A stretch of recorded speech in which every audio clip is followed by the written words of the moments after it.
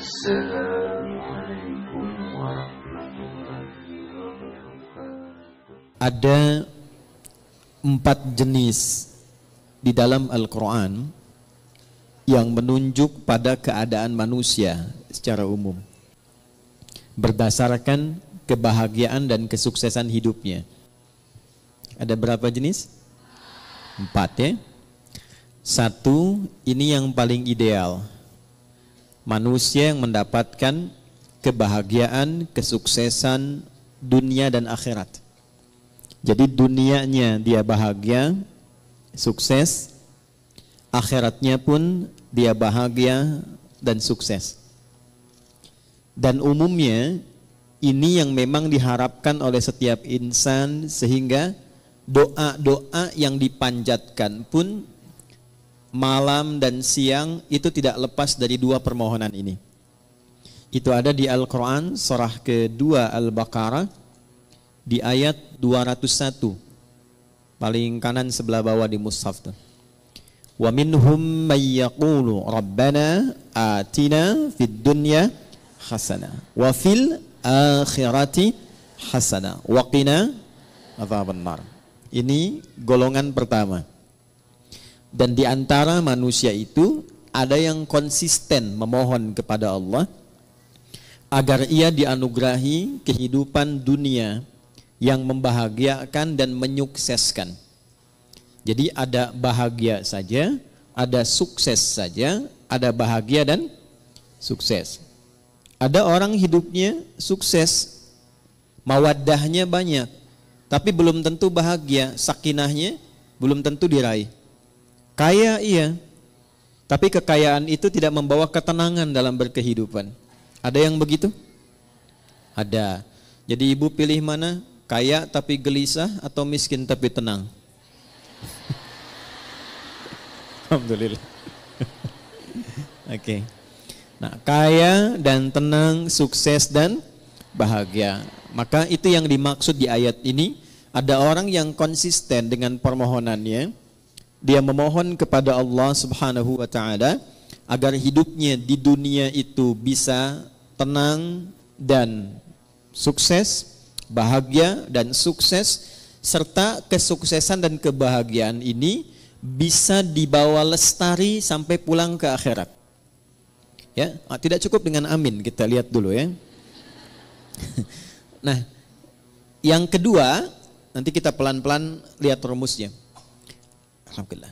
Ada orang yang di dunianya itu sukses, bahagia. Tapi kesuksesan dan kebahagiaan dunia itu ternyata tidak memberikan jaminan ia membawa keduanya sampai ke akhirat. Tapi menariknya kata Al-Quran, secara psikologi ada manusia yang penting dunianya sukses dulu. Yang penting dunianya bahagia dulu. Ya, kalau bahasa manusianya kekinian, ya nikmati aja yang sekarang, yang nanti kan belum jelas gitu. Ada yang begitu?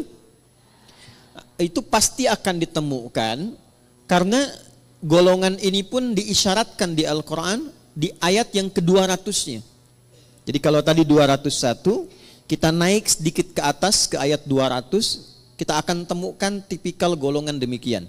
Wa minan nasi may yaqulu rabbana atina fid dunya. Udah, kalau nggak hafal diam aja ya. Hasanahnya nggak ada di situ. Hasanah itu khusus untuk 201 ya.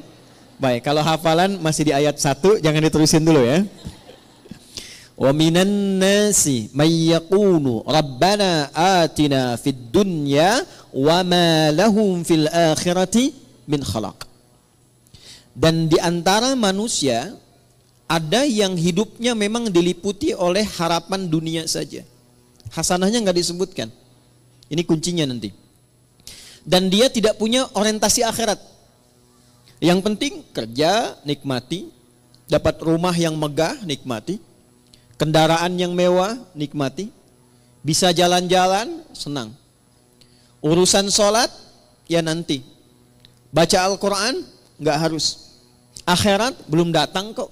Yang pasti yang sekarang ada itu yang dinikmati.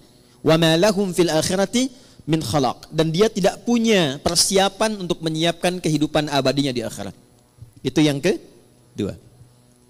Yang ketiga, ada golongan orang yang memang ngejar akhirat saja. Dunianya tidak terlalu diperdulikan. Dia abaikan bahkan. Ya. Dia tidak terlalu peduli apakah hari ini makan atau tidak. Dia tidak terlalu peduli apakah punya rumah megah atau tidak.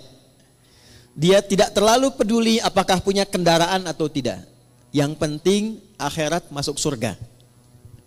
Saya ulangi ya. Yang penting akhirat masuk surga.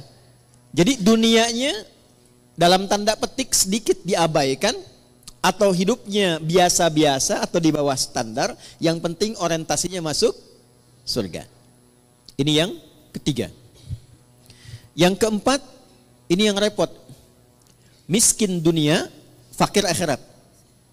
Jadi dunia sudah nggak dapat, tiap hari pekerjaan tidak jelas, kata-kata tidak terukur, tindakan tidak teratur, perbuatan kadang-kadang juga mohon maaf banyak buruknya.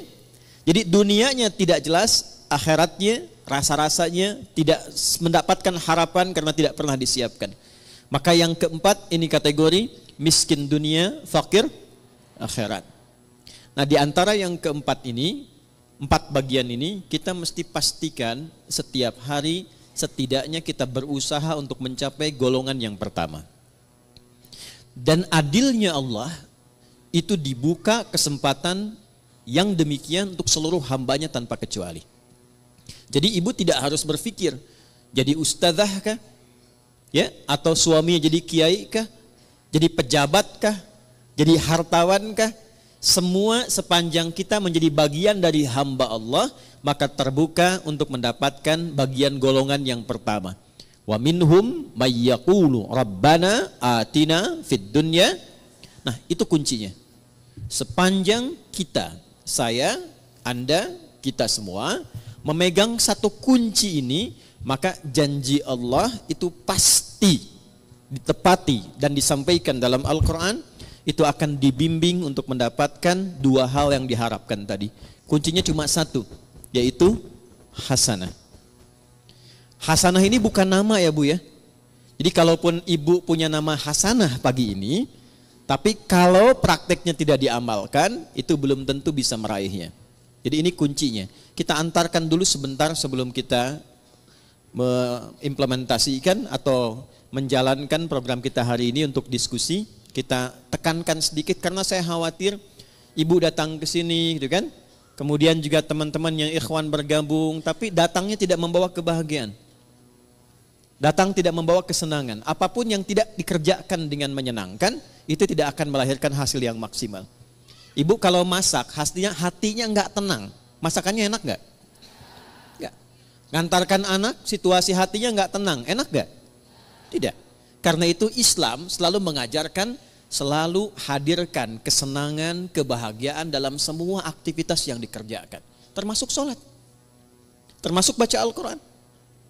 Ya, usahakan kalau ngaji itu, hatinya tuh disenangkan dulu, ditenangkan. Beda kalau sedang gelisah, kemudian ngaji itu rasanya nggak akan enak. Ayat-ayatnya nggak akan nyampe ke kolbu. Baru masuk sedikit di lisan, sudah berhenti lagi. Masuk, berhenti lagi. Karena itu rumusnya, yang pertama kata Al-Quran, saya agak sedikit percepat untuk menyampaikan pada inti diskusi kita. Wa minhum may yaqulu rabbana atina fid dunya. Nah ini, enggak pakai alif lam ya. Tidak menggunakan alif lam. Artinya nakirah, general, terbuka untuk siapapun dalam suasana apapun. Adilnya Allah, Rahman dan Rahimnya Allah, Allah menginginkan semua hambanya tanpa kecuali. Baik laki-laki, perempuan, tua, muda, besar, kecil, keadaan sosial apapun menurut manusia pada umumnya, kata Allah, ia punya kesempatan yang sama untuk sukses dan bahagia dunia sampai akhirat. Jelas sampai sini? Baik. Apa itu hasanah? Ya. Ada yang tahu hasanah itu apa? Ya. Ya itulah ya. Baik. Satu paling gampang dulu ya, pelan-pelan. Hasanah itu sifat dari karakter ihsan. Nanti satu kata. Akar dasarnya itu hasuna, hasan. Nanti kegiatan untuk mendapatkan itu disebut ihsan. Ahsana yuhsinu. Nah, akumulasi karakternya, sifatnya, atau bahkan value hasilnya, itu disebut hasanah namanya. Jadi kalau kita mengerjakan sesuatu dengan sifat ihsan, nah itu hasilnya disebut dengan hasanah. Saya ulang ya. Kalau kita mengerjakan segala hal dengan sifat ihsan. Sifat ihsan. Ini, ihsan.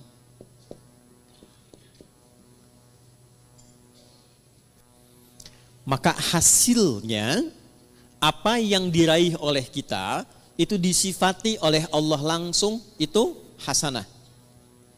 Contoh, saya mau minum, fungsi minum itu menghilangkan haus. Jadi kalau ibu minum pakai tangan kanan, pakai tangan kiri, haus tetap hilang. Sepakat? Baik. Tapi kalau kita minum menggunakan sifat ihsan, maka perbuatan minum ini seketika dinilai oleh Allah berubah menjadi hasanah namanya. Jelas sampai sini? Baik. Saya ulangi lagi dengan contoh yang lain. Saya mau berpakaian. Berpakaian orang punya gaya masing-masing. Tapi ketika cara berpakaian ini dilakukan dengan ihsan, maka cara berpakaian kita itu disebut apa? Hasanah namanya. Nah, bagaimana semua perbuatan ini bisa dilakukan dengan ihsan? Maka rumusnya ditemukan dalam hadis Muslim, nomor hadis ke-8. Agak cepat ya. Hadis riwayat Imam Muslim, nomor hadis yang ke-8, yang meriwayatkan sahabat Umar bin Khattab radhiyallahu taala anhu. Kalau ibu ingin agak sedikit pendek, enggak terlampau panjang dan tebal jilidnya, panjang hadisnya, tebal jilidnya, Imam An-Nawawi pernah mengambil 42 hadis inti kehidupan. Jadi selama kita berkehidupan, kalau belajar 42 hadis ini, kehidupannya akan cenderung mendekatkan pada kebahagiaan dan kesuksesan. Dalam bahasa Arab, 40, 41, 42, sekitar 40-an, itu disebut dengan arba'in namanya. Maka beliau memberi nama kitab hadisnya dengan Al-Arba'in. Dikenal dengan Al-Arba'in An-Nawawiyah. Itu hadis nomor 8 di Sahih Muslim ini diletakkan oleh beliau, disusun di urutan yang kedua. Ya. Di Al-Arba'in nomor hadis yang keberapa? Kedua. Tentang iman, Islam, dan ihsan. Nih, dapat ini. قال عن أبي حفص عمر بن الخطاب رضي الله تعالى عنه بينما نحن جلوس عند رسول الله صلى الله عليه وسلم إذ طلع علينا رجل شديد بياض الثياب شديد سواد الشعر لا يرى عليه أثر السفر ولا يعرفه منا أحد فجلس إلى النبي صلى الله عليه وسلم ووضع كفيه على كفيه ووضع رجليه على رجليه ووضع كفيه على فخذيه فقال يا محمد أخبرني عن الإسلام فقال رسول الله صلى الله عليه وسلم الإسلام أن تشهد أن لا إله إلا الله وأن محمد رسول الله وتقيم الصلاة وتؤتي الزكاة وتصوم رمضان وتحج البيت إن استطعت إليه سبيلا قال صدقت فأجبنا يسأله فيصدقه فسأل يا محمد أخبرني عن الإيمان فقال أن تؤمن بالله وملائكته وكتبه ورسله واليوم الآخر وتؤمن بالقدر خيره وشره قال صدقت قال فعجبنا يسأله فيصدقه فسأله يا محمد أخبرني عن الإحسان أخبرني عن الإحسان فقال أن تعبد الله كأنك تراه فإن لم تكن تراه فإنه يراك. Paham? Tidak. Baik. Dari sahabat Umar bin Khattab radhiyallahu taala anhu, saya agak cepat. Satu kali tiba datang seseorang laki-laki. Bajunya itu bersih, putih bersih. Rambutnya tertata rapi. Kemudian kami nggak kenal orang ini dari mana dan tidak nampak pada dirinya bekas-bekas lelah mampir. Fajalasa ilan Nabi sallallahu alaihi wasallam, lantas beliau maju dalam ta'limnya Nabi, maju ke saf depan. Kemudian yang paling menarik itu meletakkan lututnya dekat lutut Nabi, ya, fa asnada rukbatayhi ila rukbatayhi wa wada'a kaffayhi ala fakhidhayhi, dan meletakkan telapak tangannya di pahanya. Ini memberikan kesan, satu, sebelum sampai ke isi hadisnya, memberikan kesan Nabi sedang mencontohkan malaikat yang sedang menyamar menjadi penuntut ilmu kalau ingin sukses belajarnya. Bukan hanya untuk ibu yang dari majlis taklim sekarang. Misal, anaknya ibu ingin sukses di sekolahnya. Yang sedang kuliah di kampus ingin sukses belajarnya. Maka tiru pembuka hadis ini tips bagaimana menjadi seorang penuntut ilmu yang sukses dan cepat mendapatkan ilmunya. Satu, ini yang langsung contohkan malaikat yang menyamar, dan itu diminta oleh Nabi untuk ditiru. Karena nanti di akhir hadisnya Nabi mengatakan, hadza Jibril atakum liyu'allimakum dinakum. Ini Jibril yang sedang menyamar, datang untuk mengajarkan kepada kita bagaimana tentang pokok-pokok ajaran agama kita. Satu, kalau datang ke majlis ilmu, kata Nabi lewat hadis ini, tiru Jibril alaihi salam saat menyamar, fokus untuk datang. Pertama, kenakan pakaian terbaik supaya nyaman. Jadi kalau sejak saat akan berangkat itu kita sudah menyiapkan diri, mengenakan pakaian yang rapi, jadi kerapian itu menunjukkan kesungguhan. Satu. Yang kedua, upayakan gak mampir-mampir, sehingga fokusnya itu nanti kepada pelajaran. Kalau ibu berangkat ke sini, jam 6 berangkat, tapi agendanya mampir dulu soto sebelah sana, kupat tahu pada larang sebelah sana, kan? Kemudian mampir dekat situ ada mie ayam, ya. Jadi 30% sudah diambil, nyampe sini sudah terlambat, tinggal fokusnya 70%, ya. Oke, kemudian ketika sampai, upayakan sedapat mungkin ambil saf pertama. Sedapat mungkin. Ya, kemudian terus ke belakang, terus ke belakang, terus ke belakang. Sehingga apa yang kemudian disampaikan lebih mudah didengar. Lebih jelas, lebih baik. Awas nih, ini mahasiswa kadang-kadang datang sudah masuk kampus, duduk paling belakang, sudah nggak pernah nanya, absen titip teman tuh ya. Nah, itu bukan tipikal seperti yang diinginkan hadis ini. Kalau ingin sukses, ambil akses yang memudahkan kita untuk mendapatkan informasi. Kalau enggak terlampau dekat di depan, cari yang dekat mic, ya, supaya mudah mendapatkan apa yang disampaikan. Lalu setelah itu, ini dia poinnya. Beliau kemudian bertanya. Kalau tidak tahu, tanya. Kalau ingin dapat informasi baru, tanya. Itulah sebabnya kenapa tema hari ini kita tanya jawab, salah satunya ingin mengamalkan hadis yang disampaikan ini. Tapi sebelum ke sana, kita ingin pastikan semua yang bertanya itu berada dalam naungan kasih Allah untuk mendapatkan kebahagiaan dan kesuksesan dalam hidupnya. Di antara yang ditanyakan itu ada 4 pertanyaan. Satu di antara 4 ini adalah ihsan. Ya, fokus, saya akan langsung cepat ke ujungnya. Al-ihsanu, ihsan itu an ta'budallaha. Perhatikan cara menerjemahkannya. Izin saya pelankan. An ta'budallaha. Engkau menjadikan seluruh aktivitasmu sebagai ibadah karena Allah. Saya ulang ya. Sebab nanti kalau cuma lihat terjemahan, artinya menjadi begini. Engkau menyembah Allah. Itu tekstual.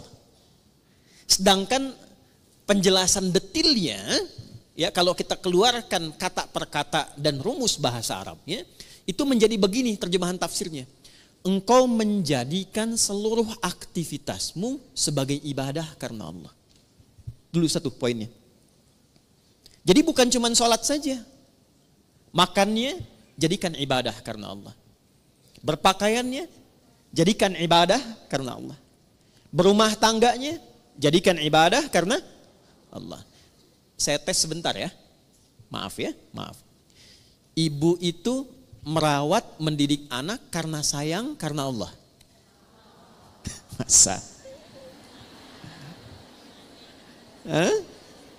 Ganti ya. Baik. Ibu itu berpartner dengan suami karena cinta atau karena Allah? Ini maksa banget ya, cinta karena Allah. Udah. Itu ada cirinya. Gini contoh. Saya kalau mau minumnya karena Allah, maka saya akan ikuti apa yang Allah inginkan dari kegiatan minum itu. Bukan sekedar minumannya, Bu. Allah suka apa tidak ini? Ya. Ini jenis minumannya disukai Allah atau tidak? Tidak mungkin ada seseorang yang ingin minum karena Allah, tapi dia meminum sesuatu yang tidak disukai Allah. Allah suka bir tidak? Whisky. Dan mustahil ada orang minum bir pakai bismillah kan? Bismillah. Mudah-mudahan dosanya kurang dikit, kan nggak mungkin. Ya kan? Nah, yang kedua, bukan hanya minumannya benar, ini minuman Allah suka. Minuman yang baik, yang halal. Tapi cara minumnya pun dia ikuti seperti Allah inginkan. Contoh begini. Bagaimana cara minum yang baik yang Allah inginkan? Diajarkan oleh Nabi SAW, idza quddimat ta'am, jika hidangan itu ditampilkan. Perhatikan kalimatnya. Khudh biyaminika ma yalik, ambil dengan tangan kananmu. Satu. Yang paling dekat denganmu. Ini ada di sini misalnya. Izin. Kemudian di sisi lain ada minuman yang agak jauh. Yang diinginkan oleh Allah, contoh lewat Nabi, ambil yang paling dekat dengan tangan kananmu. Ketika ibu meminum seperti ini, diambil yang paling dekat dengan tangan kanan, dalam rangka menaati Allah lewat petunjuk Rasulullah, itu sudah masuk kategori ihsan.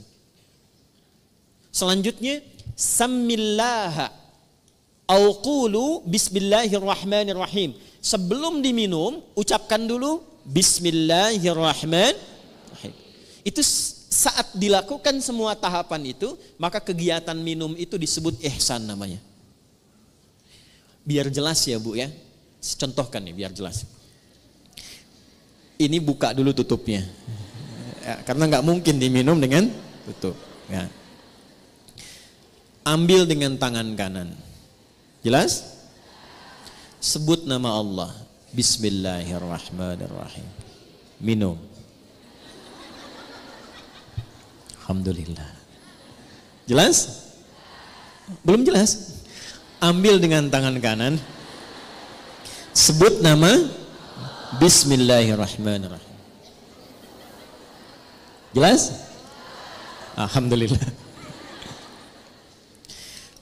Maka saya pelan-pelan, kegiatan minum itu yang disebut dengan ihsan, dan dia menghasilkan nilai di sisi Allah disebut dengan hasanah namanya. Nah, hasanah inilah yang kemudian melahirkan apa yang kita sebut dengan berkah. Berkah. Ini dia. Teruskan turunannya. Berkah inilah yang mengantarkan pada kesuksesan dan kebahagiaan. Nih, sukses plus bahagia. Ini asalnya. Dan keduanya ini tidak berhenti di dunia.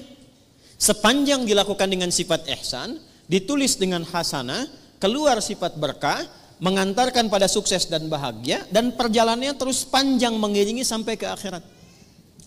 Nih, sampai ke akhirat. Pelan-pelan ya.